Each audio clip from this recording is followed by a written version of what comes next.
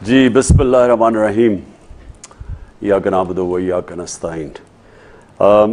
پہلے تو میں جب پرائم منسٹر تھا تو پبلک کی کالز لیا کرتا تھا، لائیو کالز۔ تو میں نے آج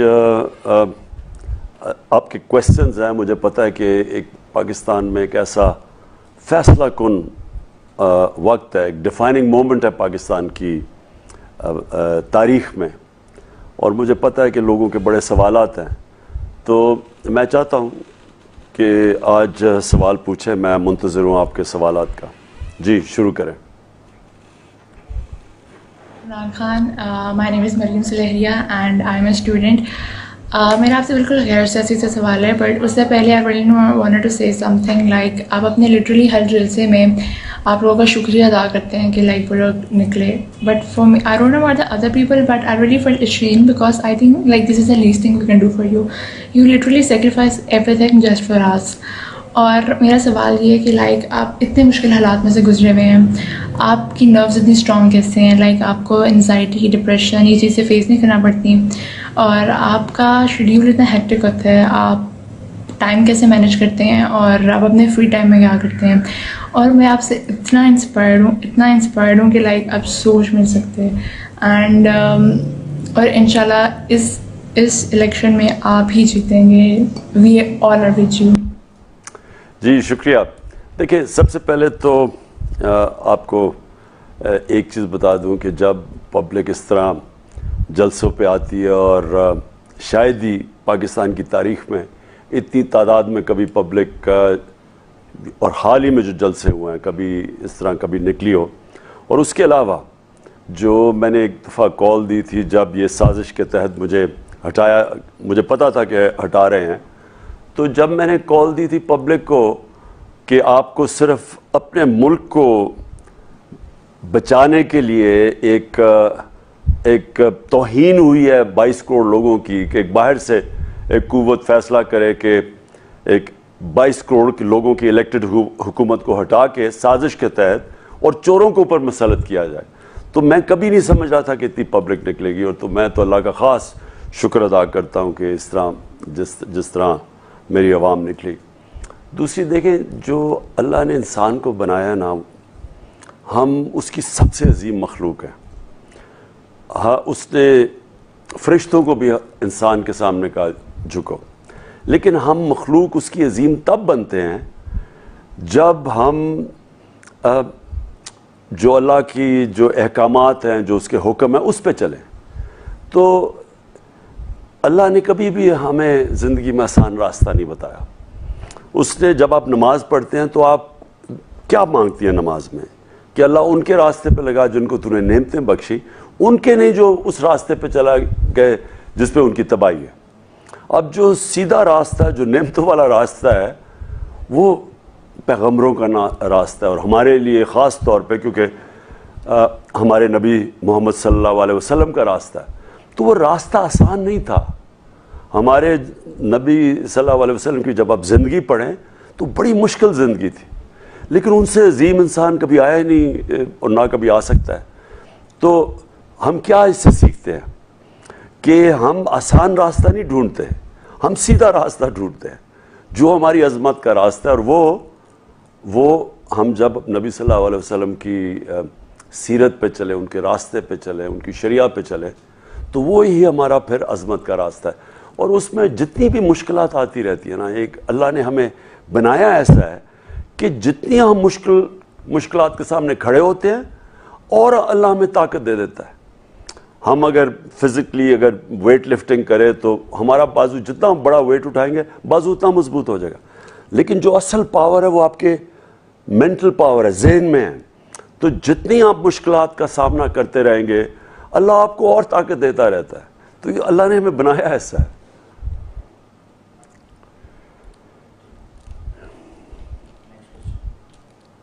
جی نیکسٹ کویسچن۔ السلام علیکم خان صاحب، میرا نام مبین ہے اور میں اسلام آباد میں رہتا ہوں اور ایک یونیورسٹی اسٹوڈنٹ ہوں۔ میرا آپ سے سوال یہ ہے کہ جو ابھی امپورٹڈ حکومت ہمارے اوپر مسلط کی گئی ہے، اس کو ہٹانے کا واحد طریقہ یہ ہے کہ ہم الیکشن جیت کے آئیں۔ آپ کی جو سب سے بڑی سپورٹر بیس ہے، ووٹر بیس ہے، وہ یوتھ سے بلانگ کرتی ہے۔ ابھی جو الیکشن کمیشنز کی ڈیٹا ہے اس کے مطابق 50% جو یوتھ ووٹرز ہیں وہ رجسٹرڈ ہی نہیں ہے کیونکہ ان کے CNIC نہیں بنے ہوئے. تو آپ ان کو کیا میسج دینا چاہیں گے؟ دیکھیں آج میں ساری اپنی یوتھ کو، کیونکہ دیکھیں فیوچر تو آپ کا ہے، 60% ہماری آبادی 30 سال کی عمر سے کم ہے، اور جو بھی آج ہوگا وہ آپ کی مستقبل کو متاثر کرے گا. کیا یہ انہی چوروں کے نیچے اگر ہم نے زندگی گزارنی ہے تو یہ سمجھ رہے ہیں کہ سب سے زیادہ تو نوجوانوں کا یوتھ ان کا فیوچر متاثر ہے. تو اس لیے بہت ضروری ہے آپ کا کہ آپ اپنی انشور کریں کہ آپ کی ووٹ رجسٹرڈ ہے اور پتہ چلوائیں کہ ووٹ کدھر ہے. کیونکہ میں اپنے یوتھ کو خاص طور پہ کہہ رہا ہوں کہ یہ جو ہم دیکھیں 2 قسم کے انقلاب ہیں نا. ایک تو خونی انقلاب ہے، وہ خدا نہ خواستہ کبھی بھی ہمیں سوچنا نہیں چاہیے اس طرف، کیونکہ اس کی تباہی اتنی ہوتی ہے کہ جب ملک کو اس سے ٹھیک کرنے میں اس خونی انقلاب کی تباہی کے بعد وہ بڑا دیر لگتی ہے. اور دوسرا ہوتا ہے کہ ہم بیلٹ کے ذریعے انقلاب لے کے آئیں، یعنی ہم ووٹ کے ذریعے اپنی انقلاب لے کے آئیں. اور اس لیے میں یوتھ کو، نوجوانوں کو خاص طور پہ کہوں گا کہ اپنی ووٹ رجسٹر کروائیں اور تیاری کریں الیکشن کے لیے. جی اگلا سوال. میرا نام ریحان ہے، میرا تعلق کراچی سے ہے. خان صاحب میرا آپ سے سوال تھا شہباز شریف صاحب کا جو مقدمہ اس پر چل رہا ہے FIA میں اور نیب میں. اس میں ہم نے دیکھا کہ حال میں جو اس کیس کو انویسٹیگیٹ کر رہے تھے آفیسرز، ان کو ہارٹ اٹیک ہوا، ان کا انتقال ہوا، اور اسی کیس سے منسلک اہم شخصیت مقصود چپراسی صاحب کا بھی دبئی میں ہارٹ اٹیک ہوا اور انتقال ہوا. خان صاحب اتنا اہم کیس ہے، اس کے اندر اگر اس طرح سے آفیسرز یا جو گواہان ہیں امپورٹنٹ اگر ان کی اس طرح سے اموات ہوں گی تو خان صاحب کوئی بھی آفیسر یا کوئی بھی گواہان کسی بھی بڑے کیس کا یا کسی بھی طاقتور کے خلاف کھڑا نہیں ہوگا. تو آپ کی اس حوالے سے کیا حکمت عملی ہے، اس کیس کو کس طرح سے جو ہے آپ فالو کریں گے؟ دوسرا وٹنس پروٹیکشن ایکٹ کے حوالے سے سپریم کورٹ کا کوئی ڈائریکشن ہے، کوئی لا ہے، اس میں آپ کے پاس کیا انفارمیشن ہے اور آپ کے جو وکلا ہیں ان کی کیا تیاری ہے؟ اس حوالے سے خان صاحب. جی رحمان، دیکھیں جو ملک ہوتا ہے نا، ایک ملک کیسے ترقی کرتا ہے یہ بڑا امپورٹنٹ ہے آپ سب کے لیے سمجھنا. وہ ملک ترقی کرتا ہے جس کے ادارے مضبوط ہوں. اور ادارے مضبوط کیسے ہوتے ہیں؟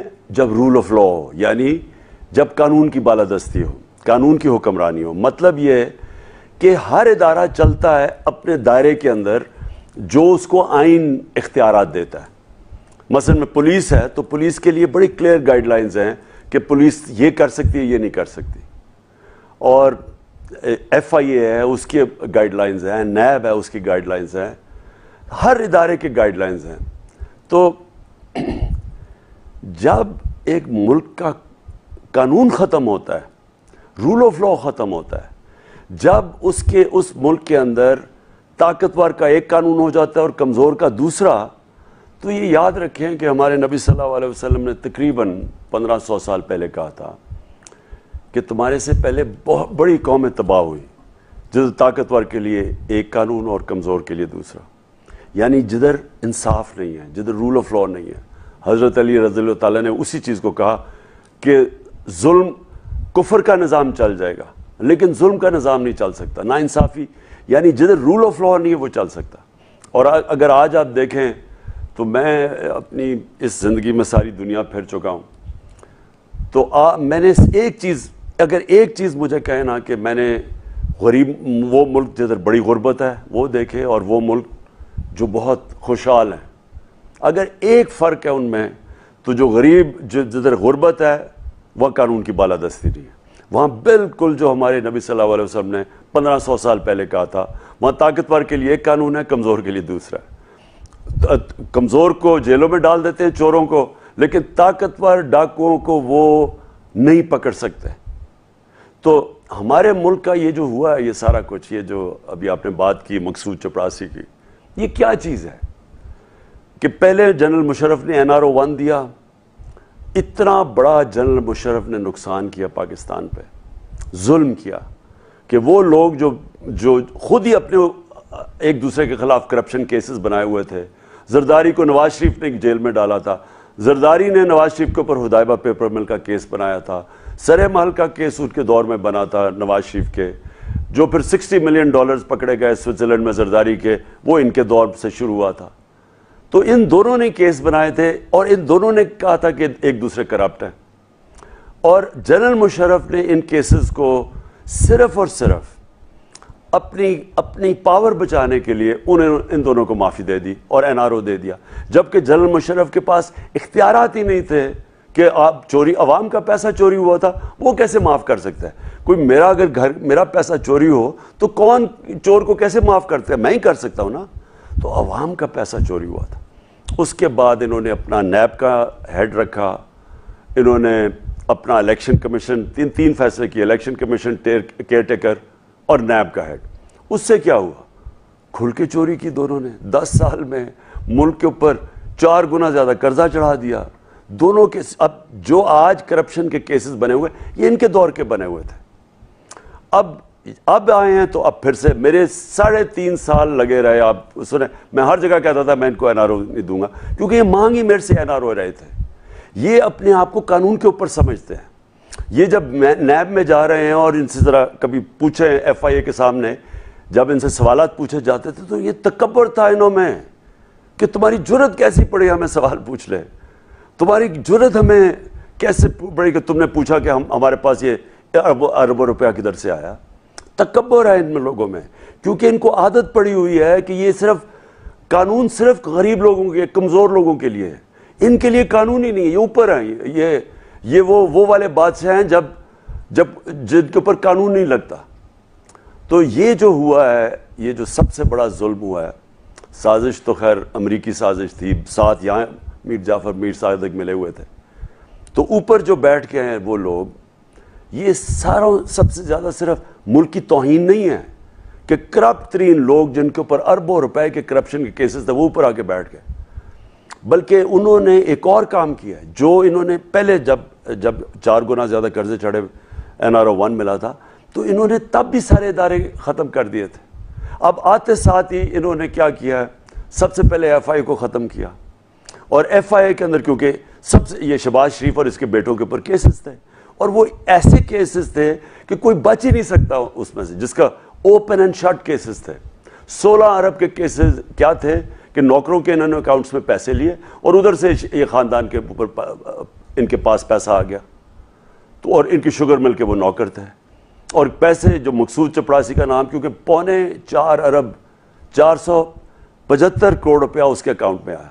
اب یہ کیس تھا، بدقسمتی سے ہمارا انصاف کا جو نظام جو تھا وہ ان کو پکڑ ہی نہیں سکا.